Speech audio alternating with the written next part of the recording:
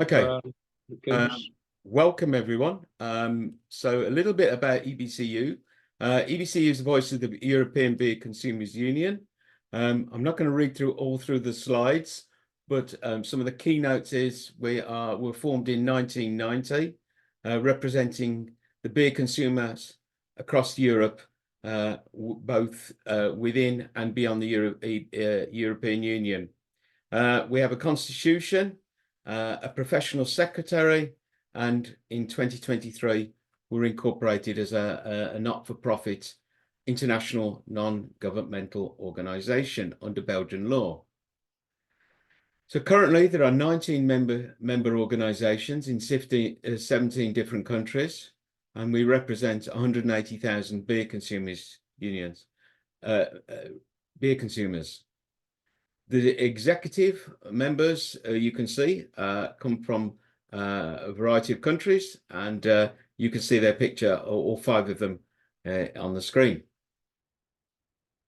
So the mission of EBCU is to preserve and maintain European beer cultures, especially with regard to local, regional, and national brewing and beer styles. And we run a number of projects to that aim, further that aim. We want to make sure that the consumers receive the best information, the most accurate information they can for any beer on sale, and protect consumers from unfair pricing, exploitative tax business practices, and unreasonable taxation. We're involved in a number of activities, including lobbying with our political representatives, being a collaborative forum between membership organizations, being involved in beer competitions, running workshops like this one, other workshops which we run every month, and we're doing some projects on beer and well-being, and we have an annual reception in Brussels on most years except this one. So the strategic goals going forward are listed there. They involve more consumer policy lobbying, engagement with our members, communications, and particularly going back to the organizations strengthening membership organizations, the EBCU organization and image, beer education, beer culture, well-being, and environmental issues.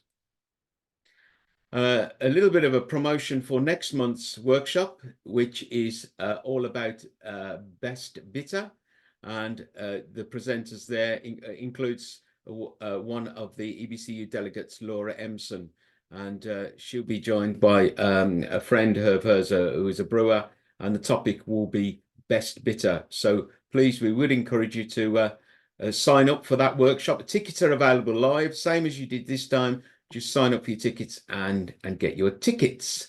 Right, okay, let me stop the sharing and I'll go back to this. And just, yes, finally, before I hand over to Tom, welcome to Tom, who's going to be talking about a special Belgian beer. And a final reminder, if you have any questions, please do enter them in the chat facility. So, Tom, I'm going to ask you to unmute yourself. And if you have any workshop, any presentation, you feel free to share them. Over to you, Tom. Welcome. Right. First, let me share my screen.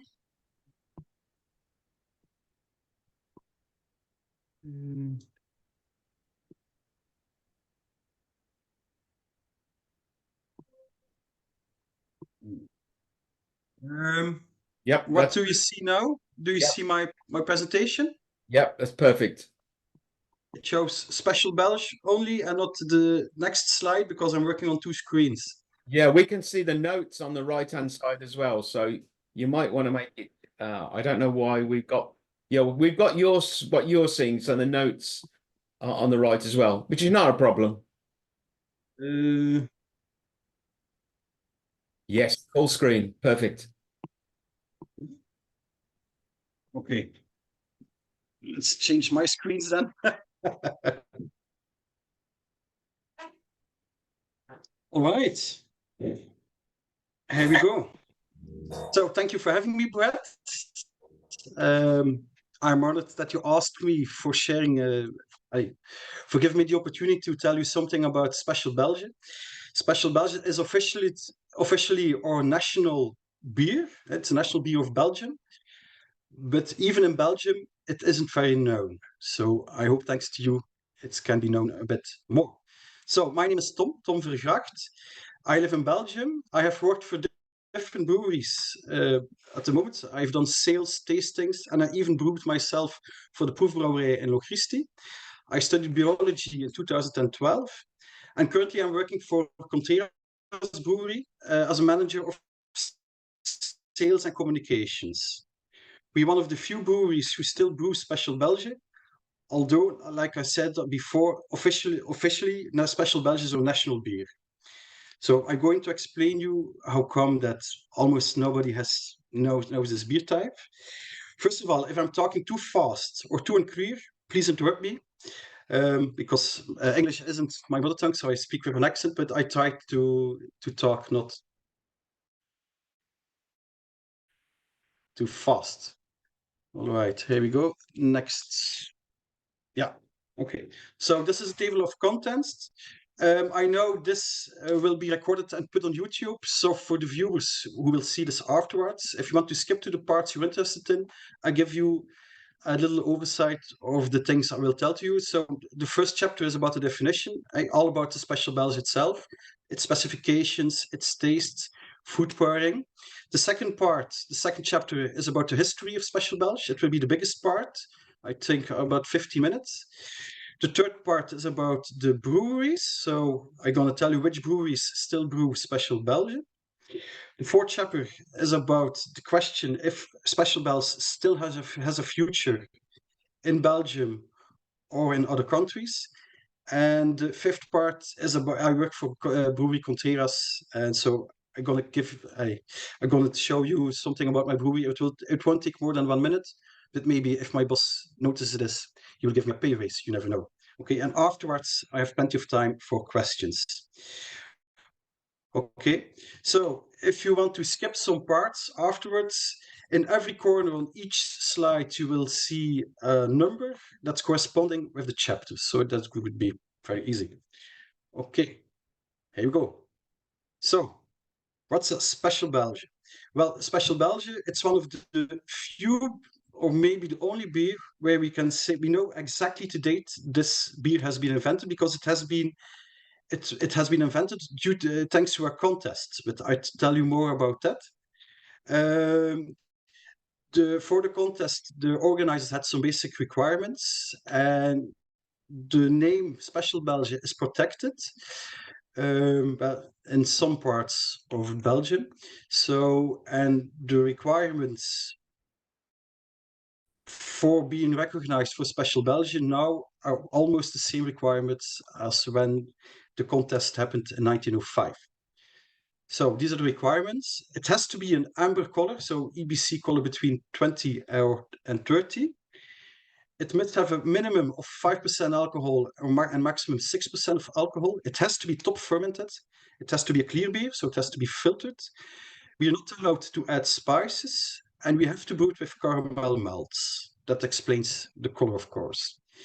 So how does it taste? Well, first of all, thanks to the quite low alcohol percentage, certainly for Belgium standards, it's very refreshing.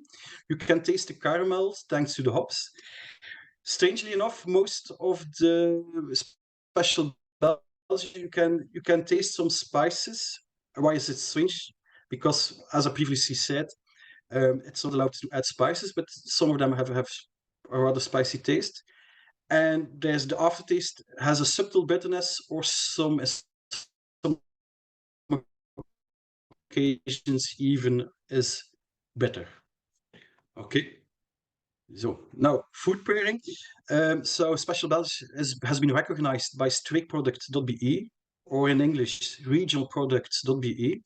It's the body that approves Special Belge. And they recommend this on their sites if you want to pair Special Belge with food. So we see seafood, fish, chicken or turkey, or even some desserts. In my opinion, if you can't pair it with food that tastes too strong, because it will destroy the subtle flavor of Special Belgian. So not with red meat and not with too spicy food. So not with food that tastes too strong. That would be my advice. But you can pair it with quite a lot of things. So that's quite nice. Okay. So as I already told, Special Belge has been recognized by the government. Belgium has 6 different governments, as you may know. So if one of our government collapses, we don't panic at all. We have plenty of them left. And in the Dutch-speaking part of Belgium, so the northern part of Belgium, all the special ales, a Special Belge, were recognized by the Flemish government. That's a bit strange because the roots of the Special Belge are in Wallonia, the French-speaking part, but there they're not recognized. The government of Wallonia doesn't recognize beer styles, but we do so in the northern part of the country. The breweries of the northern part and the southern part, they wanted to be recognized by the European Union, so they started the procedure. But a lot of the breweries in Belgium didn't want this because the name Special Belgium is too general. So it could conflict with the names Belgian specialty beers. So if you're a bar, you have a menu card, and you would put Belgian specialty beers, there would be a lot of confusion with Special Belgian. That's why a lot of the breweries wanted not to, and that's why they stopped the procedure. Yeah. So the name is too generic. Right, chapter 2. That's about the history of Special Belgium. I will provide you 3 slides. The first slide is between the contest in 1905 until the First World War. The second slide is the time between the 2 World Wars, and the last slide is after the Second World War up until. So in 1900, so the beginning of the 20th century, we had about approximately more than 3,000 breweries in Belgium, and still we imported a lot of beers. One of the reasons was that a lot of the Belgian breweries only brewed weak beers. The beers were low in alcohol. Most of the beers were 2.5%, 3%, 3.2%. That was a bit about the maximum. So we imported pilsner from Germany, who had a percentage quite high, 4.5 until up to 5%, and ale from the United Kingdom, because also that had a higher percentage.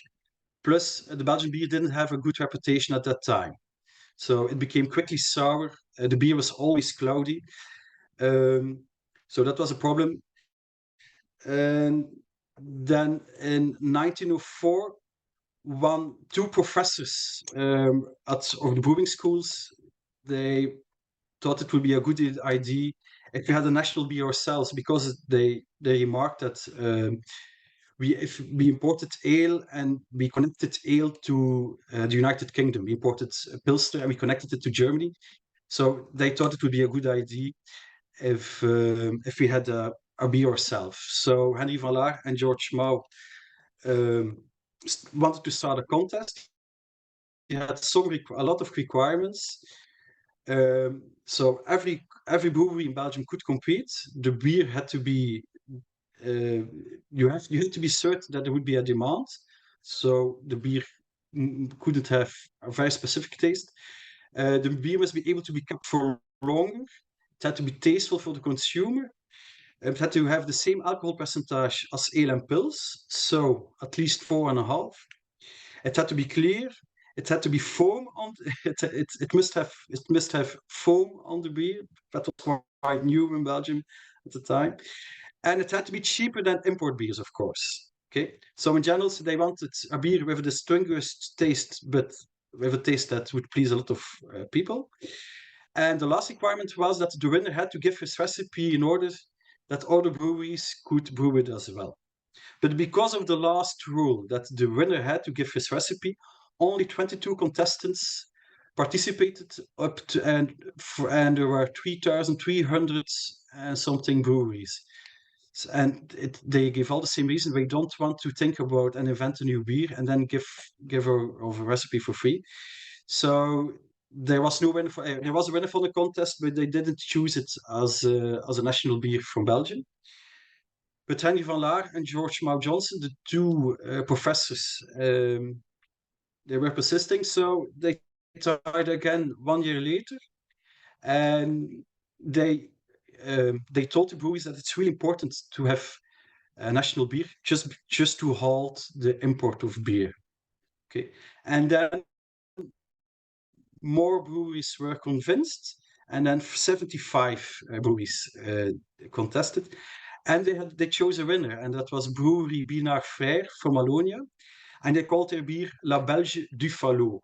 And that was the first Special Belge. So it was amber. It was all the requirements they asked, and it had already Belgium in its name. That's why they chose them as the winner, and they gave the beer style. Then they just called it Belgian, and quite almost immediately, some breweries started brewing Belgian. It started in Charleroi because at that time that was the most rich city of Belgium. There was a lot of industry there, mines and steel industry. So it was a rich city, and of course, Special Belge was cheaper than import beers, but was still more expensive than the normal beers. But it flourished in Charleroi and the surroundings just because a lot of people could afford their beers. I could afford a more expensive beer. Okay. But soon after, only 10 years afterwards, the First World War began in Belgium. So the ingredients became rare. So the ingredients became more expensive. So they stopped with brewing beers that required a lot of ingredients. So they stopped with Special Belge as well. Okay. Right. After the Second World War, there was almost an immediate breakthrough in Flanders. I can explain you why. So after the First World War, sorry, after the First World War, there was a high demand for stronger beers, and almost none of the breweries could all had could brew and could brew low fermentation. Sorry, could brew low fermentation beers because it was too expensive because of the schooling techniques. So we imported still pilsner. But they tried to give an answer, and apparently Special Belge was the Belgian was, according to them, an answer. The demand for beers with a higher alcohol percentage rose thanks to a strange fact, and it was that coffee became popular at that time. And so up until the First World War, we even drank beer during breakfast. Just during all the meals, we drank beer. But coffee replaced beer during breakfast, so there was less demand for table beer, as we call it. So beer of 1%, 1.5%. So that's why there was a bigger demand for beers with a higher alcohol percentage. Okay. In 1929, there was, of course, the big market crash on Wall Street, and then more and more breweries, started to invest in low fermentation beer. So a lot of Belgian breweries, not a lot, but some Belgian breweries started to brew pils, and pils was still more popular than Special Belgian. But the small breweries who couldn't afford low fermentation, they were persistent. They really wanted the Belge to succeed, so they went to a lot of expositions, a lot of salons, and a lot of those small breweries started to brew Special Belge as well. So it became more and more popular. So the pils became more and more popular, and Special Belge became more and more popular. The ale from the United Kingdom was started to be less popular. But also this effort was short-lived because the Second World War started in 1940, of course. So the ingredients became even more rare. At the end of the Second World War, most of the beers had an alcohol percentage of maximum 1%. Okay, so and after the Second World War, only 750 breweries were left. So before the First World War, there were more than 3,000. After the Second World War, already more than 2,000 of these breweries disappeared. Okay. And then this last chapter of our timetable is about the rise and the fall of Special Belge. So after the Second World War, Pils was already the most popular beer, but Special Belge was the second most popular beer. Okay, Pils became more mainstream, but Special Belge had the second place. So even the Pils breweries in Belgium, they started to brew a Special Belge because they saw it was more popular.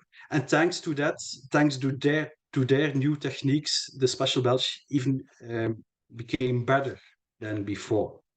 So thanks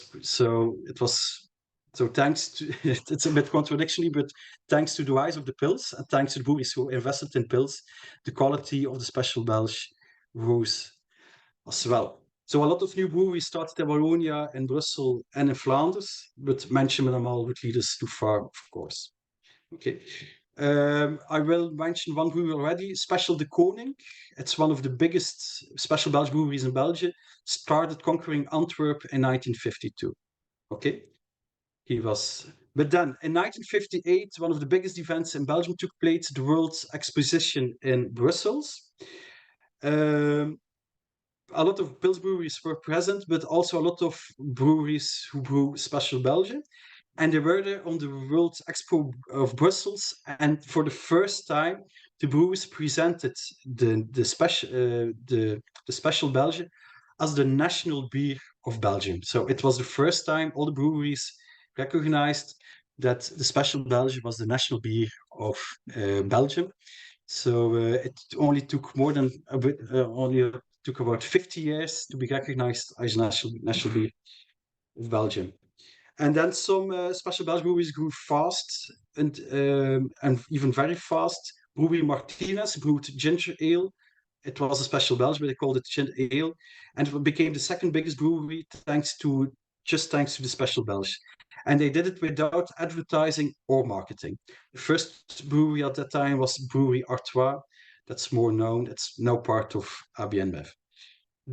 So at that time, the demand exceeded the supply of the Special Belge. You don't have to do any marketing. You could brew as much as you wanted. You could sell Special Belge. So those were the best years of Special Belge. And the rise went up until 1965. Then there became more competition of luxury beers, Abbey beers, and Trappists. And they all came in a very fancy glass, but the Special Belge was served in a ribbed glass. I have a picture of that. So it's typical ribbed glass. So the idea was that Special Belge was for the working class and not for the people who could afford better beer. Yeah.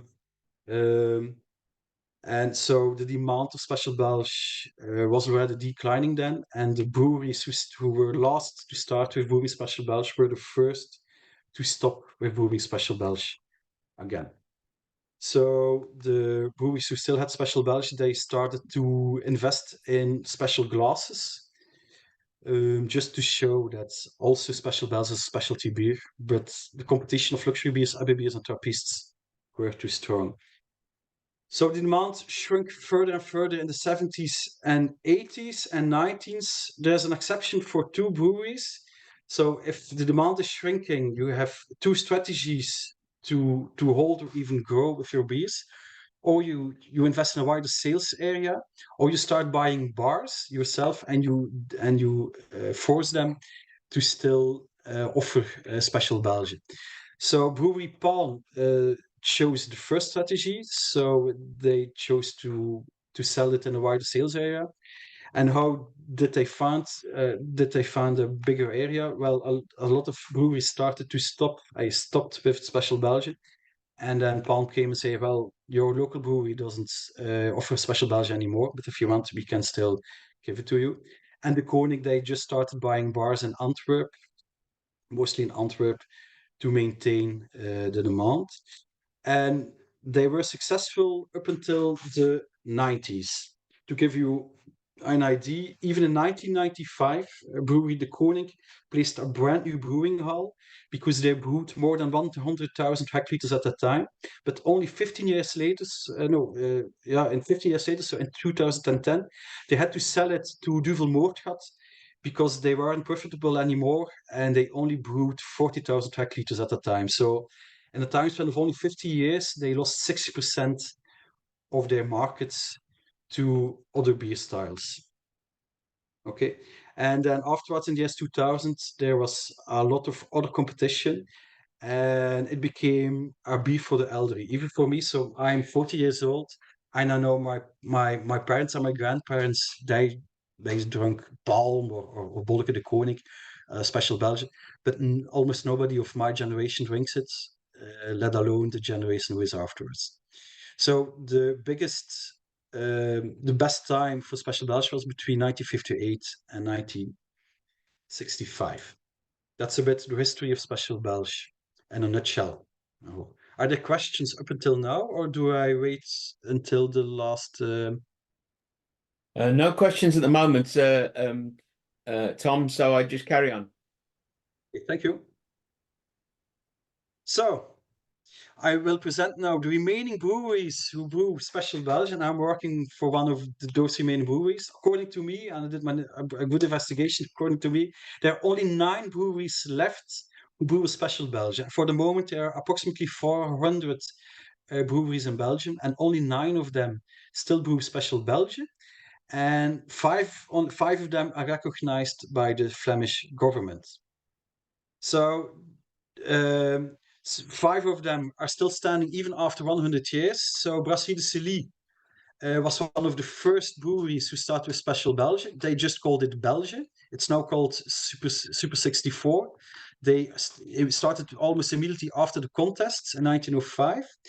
Then in 1913, Speciale de Koning started, Brewery De Koning started, and their beer was called Speciale De Koning, but now it's called Bolleke. Bolleke means little ball, and they call it like that because the glass they invented in 1952 was a round glass, and almost nobody in Antwerp demanded a special De Koning, but they all demanded a Bolleke. And I think 3 or 4 years ago, Duvel Moordgat, who is now De Koning is now of Duvel Moordgat, agreed to call it Bolleke officially. Then Special De Week started in 1920, and that's a very nice story, Special De Week, because they brewed Special Belge as their only beer up until 2004. So they didn't want to stop with brewing Special Belge, and they could. They did it, so it was possible for a small brewery like them. But in 2004, they saw that Special Belge, the demands wasn't big. It wasn't big enough anymore to be profitable. So then they started brewing other beers. Same story with Brewery Contreras, the brewery I'm working for. So they started with Speciale. They called it Speciale in 1925. It's now called Tonneke because the brewery at that time didn't have bottles. They all put it in little crates. And so when people came for buying some of his Speciale, they didn't ask for Speciale. They asked for Tonneke. Yeah, and then in 19 barrel, sorry, they asked for a barrel, a small barrel, and that means Tonneke in Dutch. And in 1929, Speciale Palm started also, and that became the second biggest brewery for Special Belge. Palm is now the property of Swinkels. Swinkels, okay. So 4 of them are recognized by the government, and so that's De Koning, De Wijk, Brewery Contreras, and Palm. And of course, they're all located in the northern part of Belgium. Then, for maybe maximum 10 years ago, some other breweries started with a Special Belgian again. Brewery Brasserie Brouwerie de Ranke start with France Belge. Brewery De Poes start with it only 4 years ago with De Poes Spéciale Belge, Brasserie Benchoise Speciale Belge, and Brewery De Musketeer start with them as well. It's still possible that I forgot one small brewery. That's why I put a question mark over there. So when I showed you the names of the beer, you can see that some beers are called Belgian, others are called special, and even others are called Special Belgian. And at the time, there was even ginger ale and op ale. Ginger ale, well, a ginger ale was property of AB InBev, and op ale was from Maas. So now is the question: is it Belgian, or is it special, or is it ale, or is it special Belgian? Well, the so at the begin, Belgium had always had two languages, Dutch in the north and French in the south. But the official language in the beginning of the 20th century was French. So the national beer of Belgium had to be a French name. That's why they called it Belgium. But the Flemish part of the country didn't agree to give it a French name, so they called it Spéciale in Dutch or Spécial in French. So after a couple of times, they did a compromis à la Belge, as we say. So we just gave it both names at once. So now it's called Special Belgian.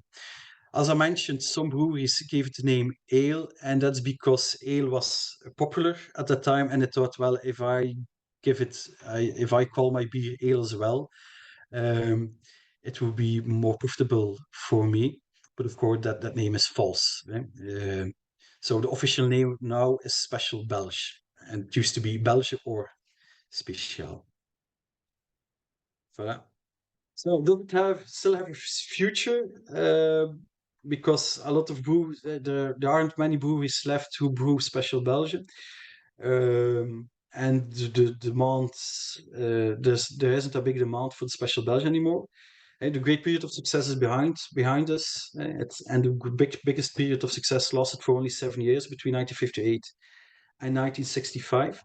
I did some phone calls with other breweries. So I called Palm, I called De Poes, and Palm told me they tried everything they could to make Special Belge popular again with youngsters. So they visited all the youth clubs in Belgium. They changed their logo. They tried to put Special Belge in cans, but nothing helps. So Palm, the best year of Palm was in 1997, and after that year, the demand declined with approximately 20% every year since then. So I can show you this and here. So I've marked it in yellow. Amber. So it's called amber. So we have amber beers.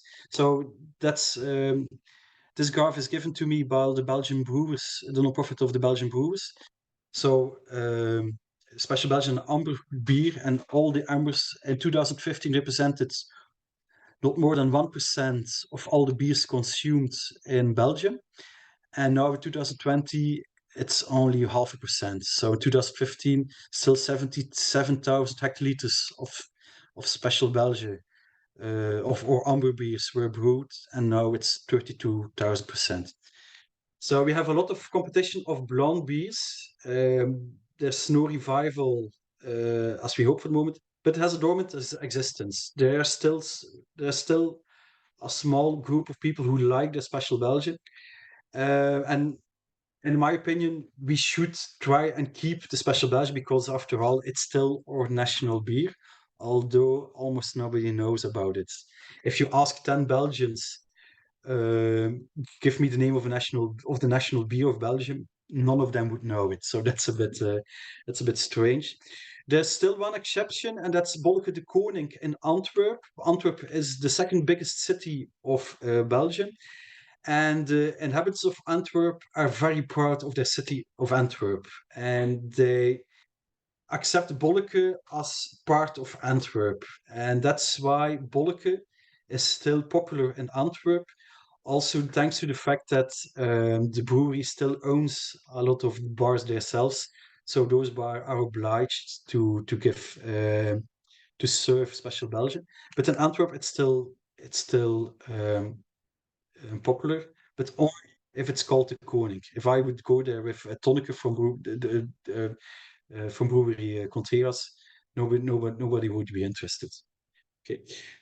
I also called with the owner of a brewery De Poes and asked him what do we think about Special Belgium, and he answered to me, "Well, Tom, the style and the beer is too nice to be forgotten. So as long as I have a brewery, I will brew Special Belgium, and it's still profitable. There's still a demand." My boss says the same thing. Special Belgium isn't the big part of the beers we're selling, but it's still good enough to brew it, and we embrace it. It's a history of more than 100 years. Okay, I do think there's still a possibility that the popularity of Special Belge can rise again because the beers with less alcohol are becoming more popular in Belgium. And because the Special Belge has only 5%, but has more taste than Pils, I think I think there's a chance that the demand for Special Belge will rise again, but only future will tell us. Okay. Then the last part is about the brewery I'm working for. I just want to show you the brewing hall because we're still brewing in brewing hall since 1952, so nothing has changed. And I just wanted to show you something particular. We still have in Dutch it's called an underpit in English.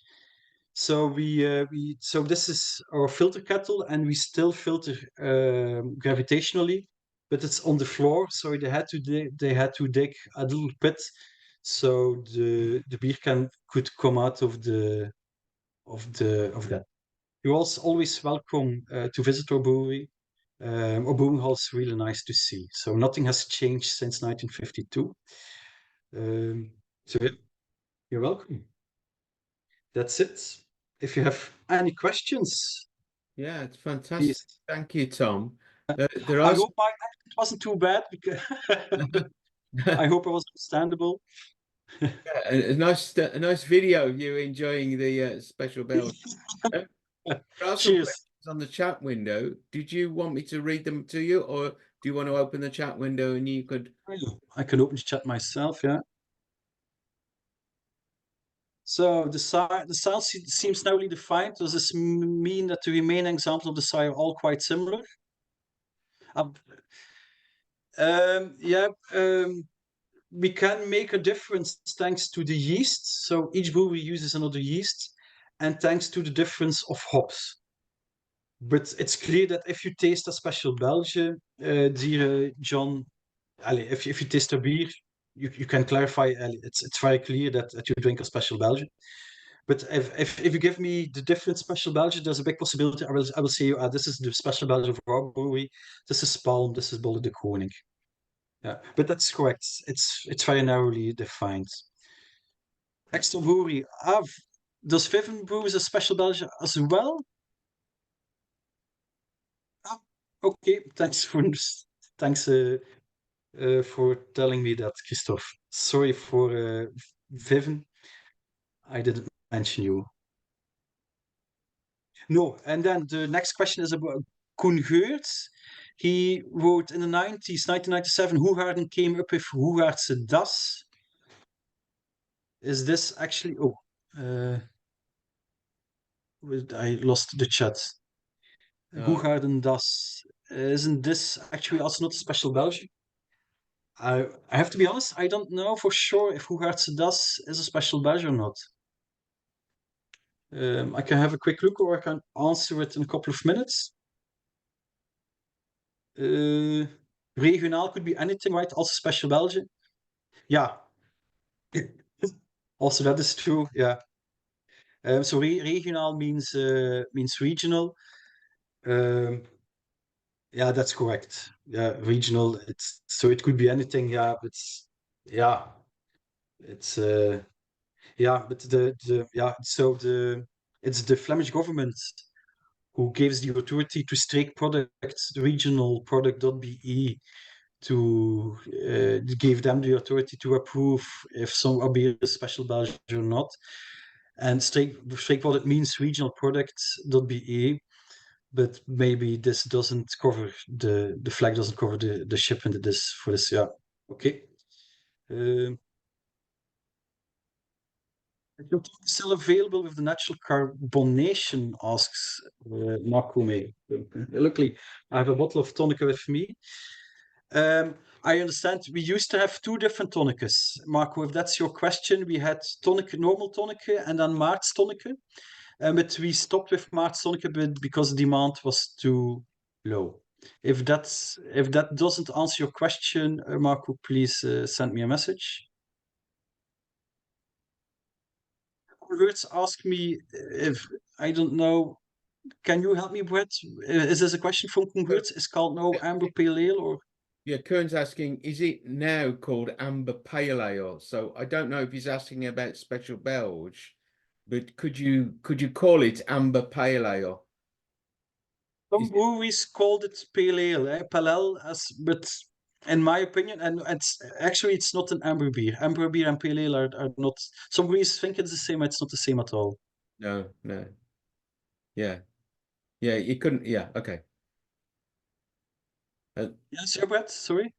Yeah, and the next question you can read. It's Morgan. Morgan could not find a tonic in any beer shop. I had to drive around 50 kilometers to find all the other special Belgian. I guess it's really unpopular. That's correct. Yeah, Special Belge is unpopular. I don't know, Morgan, where you're from. To give you an idea, so Brewery Contreras exists since 1818, and I'm the first account manager. So it's first time the brewery invests in someone for selling the beers. So our beers are at the moment only regionally available. So only in Ghent, Gavre, and East Flanders. So I have a lot of work to do. Yeah. But there are even beer shops, and it's even possible they don't offer any Special Belgian anymore because there's no demand. Yeah. To give you an idea, in the 90s, there were some beers. Every bar had to have those beers. It's Hoegaarden, a white beer. It's a pilsner. It was Westmalle, a Trappist, and Orval, a Kriek, so a sour beer, and Palm or another Special Belgian. But the popularity, yeah, all of a sudden it wasn't popular anymore because it's perceived as beer for the elderly. Yeah. Then Steven van Hellemond, our family brewery was brewing next to a Pils special.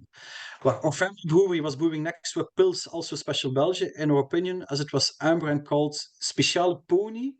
Maybe the pony came from the known pale ale with the horse ale. Yeah, as I mentioned before, some breweries called their Special Belgian ale or even pale ale, but again, even also these beer weren't pale at all. They were amber of color. So it was a trick to convince people to buy their beers. Congrats to das. I'll check it for you, Koen. I know. And then Karin, if a Belgian brewery brews a new... Oh, sorry. Karin, if a Belgian brewery brews a new amber beer that fits the requirements for the Special Belgian, can he call it that then? Or does the style have to be... No, you can call it Special Belgian. Yeah, okay, yeah. I didn't explain this very good. So you can call it a Special Belgian, but you get your recognition after 25 years. There's an exception for Brewery de Poes because he uses a recipe that's older than 25 years. So he started with it 4 years ago, but he used a recipe that was older. So after 25 years, you can be recognized by the government. But in my opinion, it would be more convenient if you stopped with demanding that you have to exist at least 25 years. I think more breweries would be convinced to brew Special Belge again. Is your tonic still available with natural carbonation? Ah, yeah, I answered that already. Ah, yeah, sorry, I'm repeating myself. De meeste tof is, ja, Liermechelen heest op den Berg. Okay, Morgan asks me to bring Special Belge to Liermechelen heest. Well, actually, Morgan, if you visit a shop from Prick and Tick or Districo drinks it, you can always ask them to ask to order a crate because they have they are cooperation. So the Prick and Tick, there are 100 different Prick and Tickers spread all over the northern part of Belgium, and they work with one depot. So it's quite possibly just to ask them to demand a crate for you. Okay. If you want your beer, you can always mail me at tom@contreras.be, and I do my best.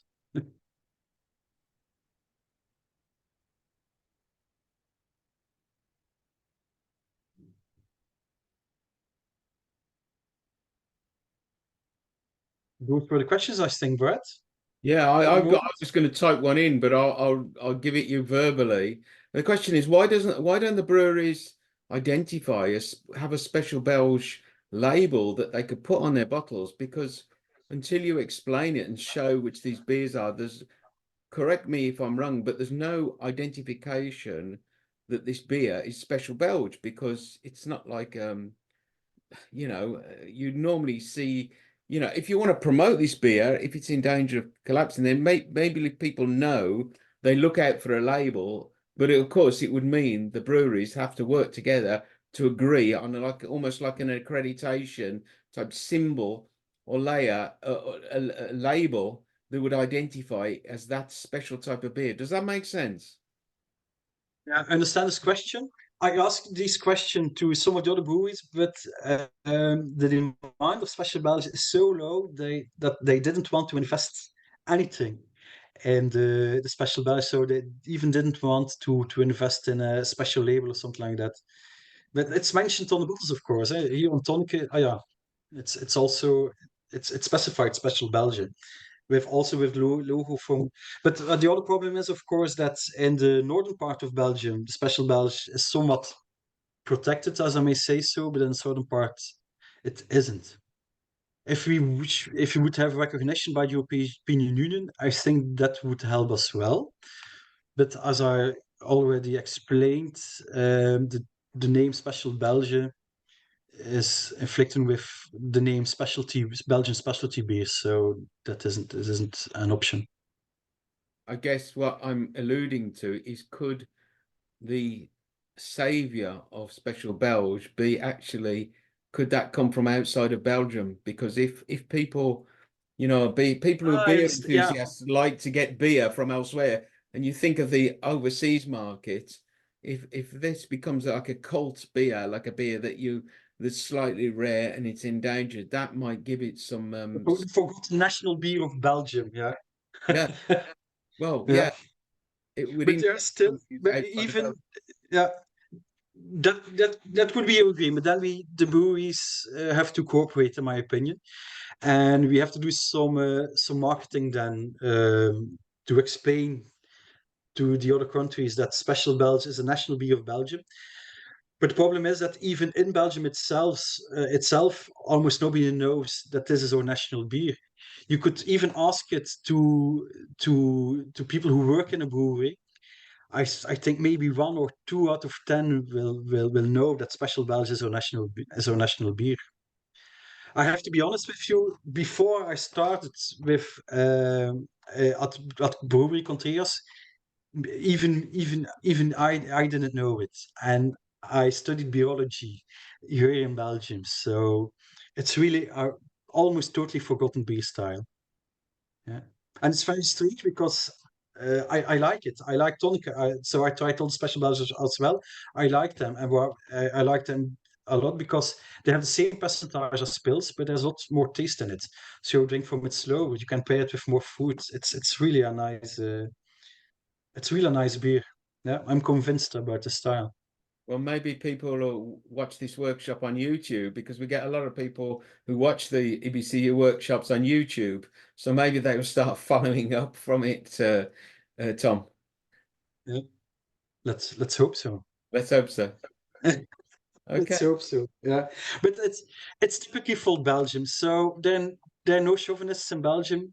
There are almost no chauvinists in Belgium, and so it's very typical that we have a national beer. We're not proud of it.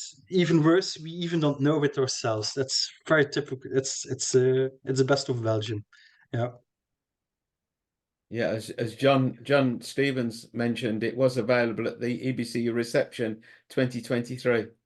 That's how we met each other, of course. That's correct. Yeah.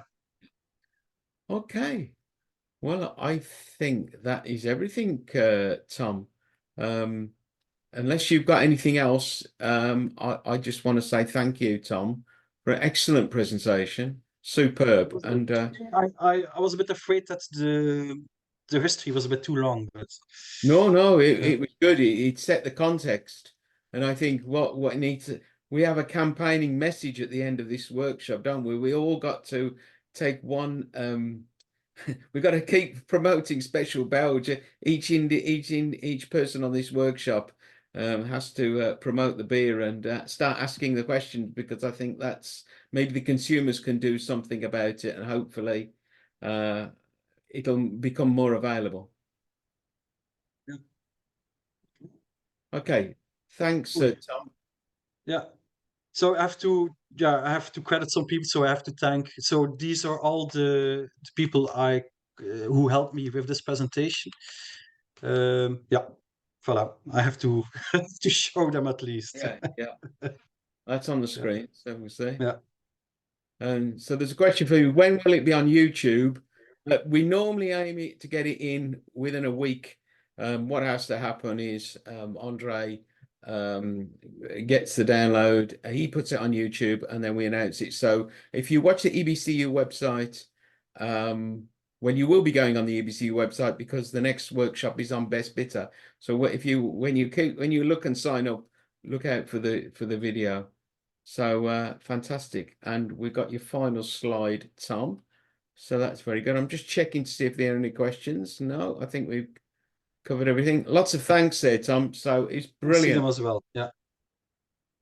Yep. Fantastic. Okay. Thanks for having me, Brett. It was very lovely. I was nervous because I have a terrible English accent. My French is much better, but it was all right. I hope. Yeah. It was I perfect. hope No, I was absolutely no understandable. problem. No problems whatsoever. It was really good. Yeah. Thanks, Tom, and look forward to There's one seeing. more question for you, Brett. Did you mention that there's no reception this year? No, there's no reception this year. Um, that's correct. Rian, I don't know if you're online, but maybe you want to unmute and just explain, as you're the executive member. Apologies if I don't know if Rian is still with us or not, or if there's Yeah, I am. Okay. Okay, so because we normally for the reception we invite people from the European Parliament, and since the reception is normally in September, but since in June there are new elections, so new people on the Parliament will be only just in office and probably won't be able to join the reception or aren't, how do you say it, assigned to certain subjects within the European Commission.